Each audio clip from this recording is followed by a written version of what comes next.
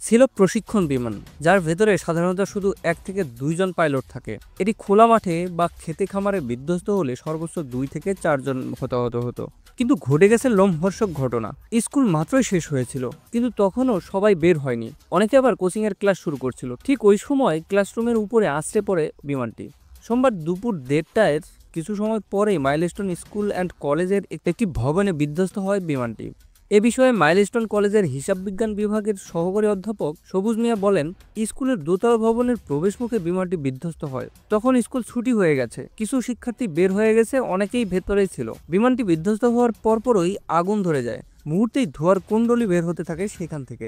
আশেপাশের এলাকা অন্ধকার হয়ে যায়। দুর্ঘটনাস্থলে থাকা লাকি আক্তার নামের একজন অভিভাবক জানান, তার ২ সন্তান এখানে পড়তেন। বড় সন্তানকে ঠিকই বের করতে পারলেও ছোট সন্তানের এখনও হদিস মিলছে না। তার সঙ্গে কোনো যোগাযোগও করতে পারছে না। ফেরদৌসী বেগম নামের আরেক অভিভাবক জানান, তার মেয়ে ভেতরে আটকা পড়েছেন। তিনি তার মেয়ের সঙ্গে কোনোভাবে যোগাযোগ করতে পারছেন না।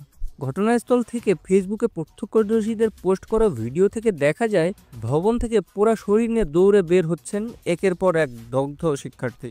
সেনাবাহিনীর গাড়িতে করে অনেককেই উদ্ধার করে নিয়ে যেতে দেখা গেছে। উদ্ধার তৎপরতা চালাচ্ছে সেনাবাহিনী, ফায়ার সার্ভিস ও বিমান বাহিনীর সদস্যরা। যোগ দিয়েছেন বিজিবিও। ফায়ার সার্ভিসের ৯টি ইউনিট সেখানে কাজ করছে। স্কুলের আশেপাশে ভিড় করছেন স্কুল পড়ুয়া শিক্ষার্থীদের অভিভাবক, স্বজন ও উৎসুক জনতা। তাদের সবার মুখে উদ্বেগ আর উৎকণ্ঠা।